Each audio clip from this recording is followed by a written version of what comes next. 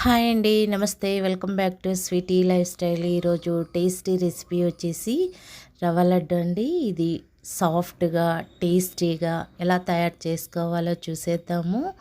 ఒక్కసారి నేను చెప్పిన ప్రాసెస్లో ఒకసారి ట్రై చేశారంటే లడ్డూలు సాఫ్ట్గా టేస్టీగా ఈజీగా ప్రిపేర్ చేసుకోవచ్చండి. దీనికోసం ముందుగా స్టవ్ వెలిగించి ప్యాన్ పెట్టుకోవాలి. ప్యాన్ వేడైన తర్వాత 4 టేబుల్ స్పూన్ నెయ్యి యాడ్ చేసుకోవాలండి. ఇలా నెయ్యి వేడైన తర్వాత డ్రై ఫ్రూట్స్ యాడ్ చేసుకోవాలి.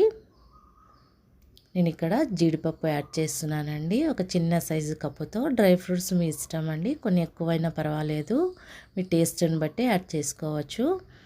తర్వాత కిస్మిస్ కొన్ని యాడ్ చేసుకోవాలి. ఇవి గోల్డెన్ బ్రౌన్ కలర్ వచ్చే వరకు ఫ్రై చేసుకోవాలి. కిస్మిస్ని చివర్లో యాడ్ చేసుకొని వేయించుకోవాలండి. చూడండి, ఈ రంగులో వచ్చిన తర్వాత మనము తీసి పక్కన పెట్టేసుకోవాలి.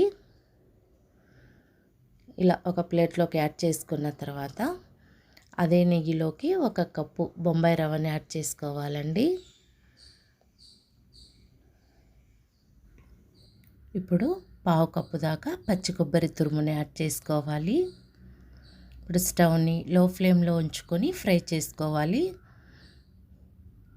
ఇది కూడా కొద్దిగా రంగు మారేంత వరకు దోరగా వేయించుకోవాలండి. మనం హై ఫ్లేమ్లో ఉంచి వేయించామంటే టేస్ట్ అనేది లడ్డు సరిగా రాదండి. లో ఫ్లేమ్లో ఉంచుకొని ఫ్రై చేసుకోవాలి. ఒక 10 or 15 మినిట్స్ పట్టిందండి రవ్వ వేగడానికి. చూడండి, ఈ విధంగా రంగు మారేంత వరకు ఫ్రై చేసుకున్న తర్వాత స్టవ్ ఆఫ్ చేసి పక్కకు తీసేసుకోవాలి.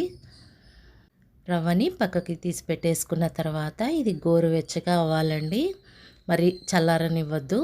ఇప్పుడు 1 కప్పు రవ్వకి 3/4 కప్పు షుగర్ యాడ్ చేస్తున్నాను. అలాగే 1/2 టేబుల్ స్పూన్ ఇలాచీ పౌడర్ యాడ్ చేసుకోవాలి. వేయించిన డ్రై ఫ్రూట్స్ కూడా యాడ్ చేసుకోవాలండి. అంతా కలిసే విధంగా ఒకసారి మిక్స్ చేసుకోవాలి. రవ్వ గోరువెచ్చగా ఉన్నప్పుడు మాత్రమే యాడ్ చేసుకోవాలండి.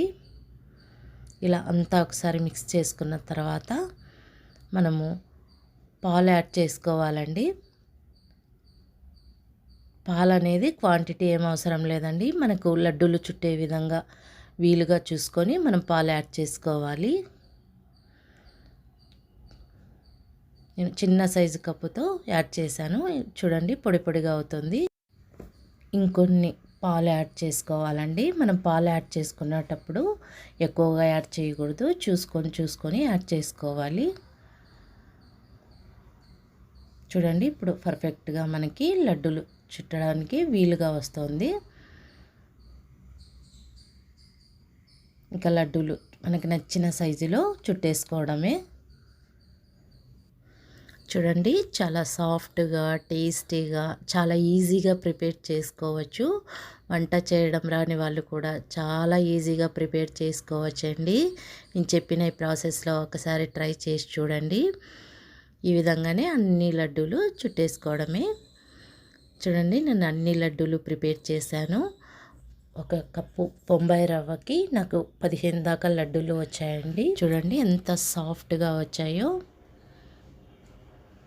మీరు కూడా ఇలా ఒకసారి ట్రై చేసి చూడండి. వీడియో నచ్చినట్టయితే లైక్ చేయండి, షేర్ చేయండి, సబ్స్క్రైబ్ చేసుకోండి.